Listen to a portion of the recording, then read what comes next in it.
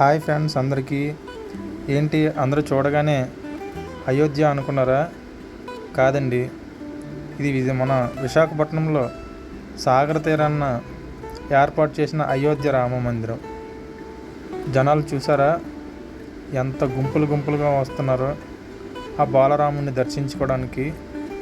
నిర్మాణం అచ్చం అయోధ్యలో నిర్మించినట్లుగానే ఇక్కడ కూడా నిర్మించారు.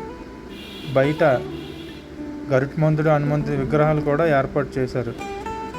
రాత్రి సమయంలో దీపకాంతుల్లో నిర్మాణం చూడటానికి చాలా అందంగా ఉంది.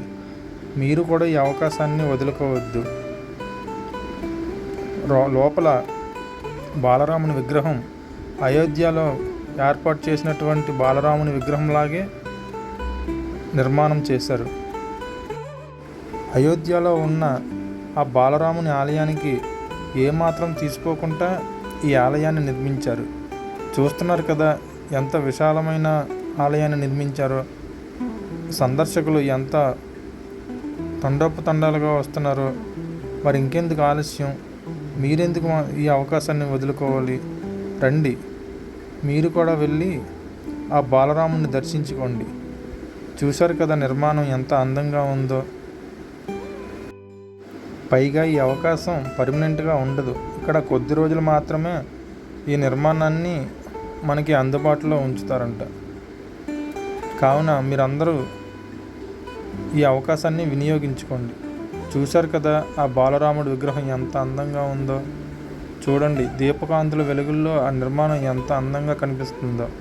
ప్రతి ఒక్కరూ ఆ రాముడి ఆనందదాయకమైన రూపాన్ని వారి యొక్క ఫోన్లలో చిత్రీకరిస్తున్నారు. మీరు కూడా వచ్చి ఆ బాలరాముని దర్శన భాగ్యాన్ని పొందుతారని కోరుకుంటున్నాను. ఇంకెందుకు ఆలస్యం?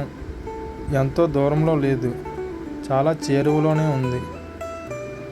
విశాఖపట్నం నుండి కాంప్లెక్స్ నుండి 4 లేదా 5 కిలోమీటర్ల దూరంలో ఈ నిర్మాణం నిర్మించారు. ఆర్కే బీచ్కి అతి చేరువలో ఈ నిర్మాణం ఉంటుంది.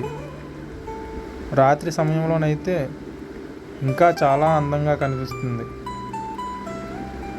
మనిషికి ప్రవేశానికి టికెట్ వెల కేవలం 50 రూపాయలు మాత్రమే.